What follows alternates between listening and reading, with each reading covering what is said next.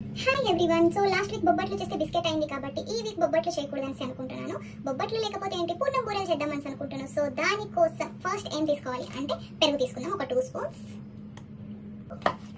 ఇందులో కొంచెం baking soda, next salt,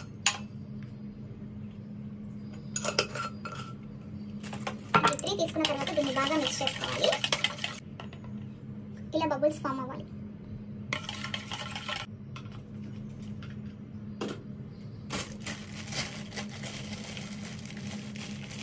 కొంచెం బెల్లం యాడ్ చేసుకుందాం. బెల్లం యాడ్ చేసుకొని బాగా మిక్స్ చేసుకోవాలి. తర్వాత ఆటా తీసుకోవాలి, గోధుమ పిండి.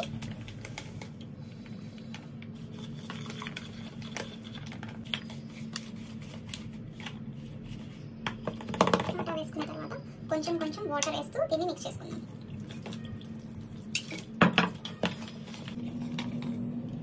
ఈ కన్సిస్టెన్సీ రావాలి మనకి, దోశ బ్యాటర్కి వచ్చినట్టు. సో ఇలా మిక్స్ చేసుకొని దీన్ని అయితే సైడ్ పెట్టేసుకుందాం. నెక్స్ట్ పూర్ణం ఆల్రెడీ ప్రిపేర్ చేసి పెట్టుకున్నాం. దీన్ని ఇప్పుడు మనం బాల్స్ చేసుకుందాం.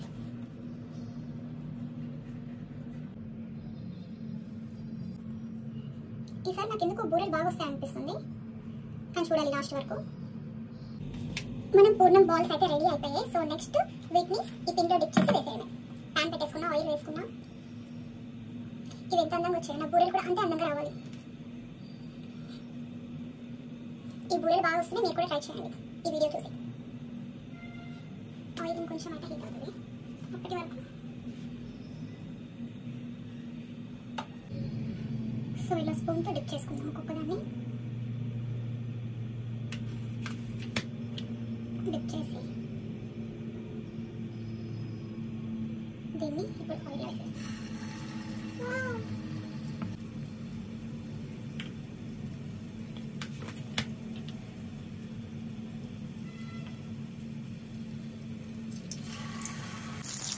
నాకు బూరెలు చేయడం వచ్చేసిందో.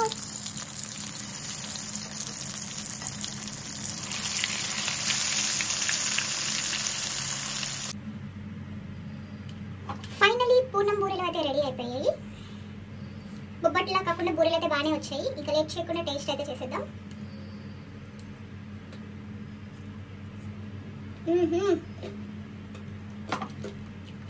ఉద్దిరిపోయింది.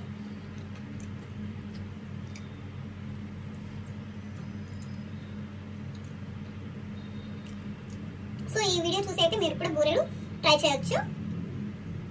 ఇంకా నేను తీయడంలో బిజీ అయిపోయాను. Bye friends.